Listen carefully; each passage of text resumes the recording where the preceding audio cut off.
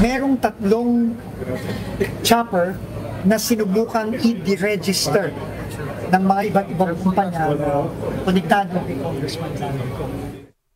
Tinangka umanong i-deregister ng mga kumpanyang may kaugnayan kay resigned Congressman Elizaldico ang tatlo nitong chopper. Ito ang nakuhang impormasyon ni Public Works and Highway Secretary Vince Dizon mula sa Civil Aviation Authority of the Philippines o CAAP. Ang mga chopper na ito ay kabilang sa air assets ng nabitiw na mambabatas na ipinapa-freeze ng DPWH sa Anti-Money Laundering Council o AMLAC.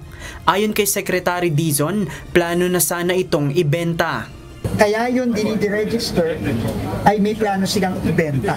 Dahil hindi mo maibebenta at hindi maibibili, mabibili ng gustong bumili nun kung hindi i-register sa Pilipinas.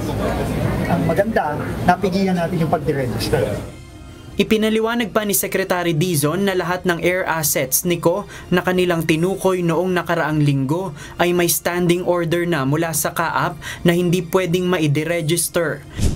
Tiniyak naman ng kalihim na papawiin nila ang mga air assets ni COO kahit hindi siya umuwi dito sa Pilipinas.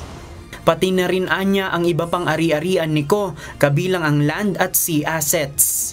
Unang-una, kahit hindi umuwi si Congressman Zaldico, we will go after all these assets. Lahat yun kailangan habulin dahil paulit-ulit kong sinasabi, sabi nga ng Pangulo, hindi enough na may managot, hindi enough na may mapulong, kailangan maibalik ang pera.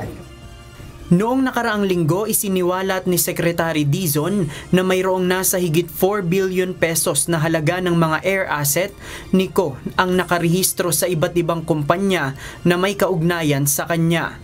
Nauna nang iginiit ni resigned Congressman COO na wala siyang kinalaman sa anumang korupsyon at lahat anya ng paratang sa kanya ay pawang kasinungalingan. JP Nunez, UNTV, News and Rescue.